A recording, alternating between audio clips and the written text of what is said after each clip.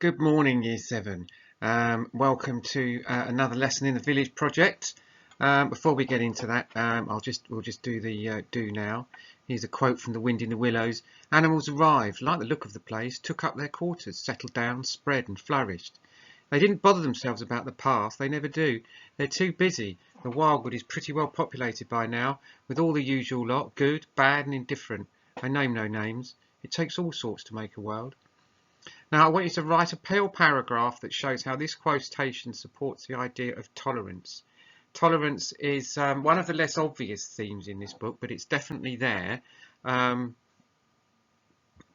Excuse me. So you all know how to write a pale paragraph. Your point would be this paragraph shows that Ratty is a tolerant animal. My evidence for this is then pick a phrase out of the do now there, do an analysis on it, and then do a link back to the question. I'll give you 5 minutes to do that. Well, our learning objective today is to present ideas that may save the village. So write into your books. The title is Protesting to Save the Village, but at the moment we're coming up with the ideas, but we're leading up to Protesting to Save the Village. So put that title into your books.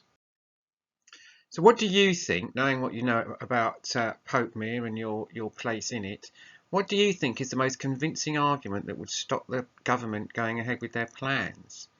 Could it be the ancient history of the village that we've written, talked about? Could it be the thriving community? Could it be the sort of economics of the village, the fact that everybody is self-sufficient there and so on? Could it be that it's a massive tourist attraction? So I'm going to give you 10 minutes to write a convincing argument. No more than, I mean, you don't need to use all of Daft Forest in this, just the ones that you feel are relevant. If you use 4, then that's fine, but you know, pick carefully. Like, for example, you're unlikely, well, no, you probably could write an anecdote, but pick 4 of 4 out of the Daft Forest acronym there, and write a quick paragraph explaining, a persuasive paragraph persuading the government not to build this runway over Popemere. And I'll give you 10 minutes to do that. Well done. You must have written some very convincing paragraphs there, because your complaints were a success. We've by no means headed off the problem that we've got, but we've made a step towards it. Boris Johnson has granted the mayor of the town a unique opportunity. If you can produce a superb presentation to explain why the airport should not build in our village, then he would look into other locations. Obviously, this has to be very convincing. Now, we need to get this right. So we need to learn about our topic. This is the planning stage. We've got 2 stages here, planning and then obviously writing. We need to learn about our topic. Our topic is how is it that we're going to convince the government not to build this runway over our village, which is inextricably tied up with the goal, which is we don't want them to do that. We need to understand our audience. Now, we will be pitching this presentation to a parliamentary select committee.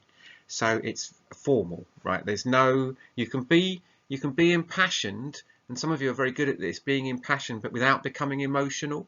It's a trick that you need to learn. We're not doing a sort of internet rant about why the airport shouldn't be here. We're doing a formal presentation to a parliamentary select committee as to why it shouldn't happen. So we need to include persuasive devices in that, and obviously we need to outline our main points. That's all in the planning stage. Then when you come to writing, you're going to write a very strong opening. As I say, keep it formal. It can be assertive without being too emotional. They're going to, you know, it's obviously that you're going to be very invested in this. This is your village where you live, so you need to write a strong opening. You know, how would you know? I was going to say, how would you feel if your children's birthright was going to be flattened? No, maybe that's too much, but something along those lines that's not quite as emotional will make a good opening. And then you've got to offer some persuasive evidence. You know, that could be the negative impacts of this, all the children having to leave all their friends behind and go to different schools and all sorts of things like that. And don't forget to do the counter argument, then undermine it. You know, that would be something like, you would say, people, you know, I fully understand the importance of a 4th runway at Heathrow, and I'm sure it will add to the economy, and many people believe this. However, what they don't know is the impact that this is going to have on the community, you see. So you adopt their argument, then you undermine it. And then conclude with a call to action.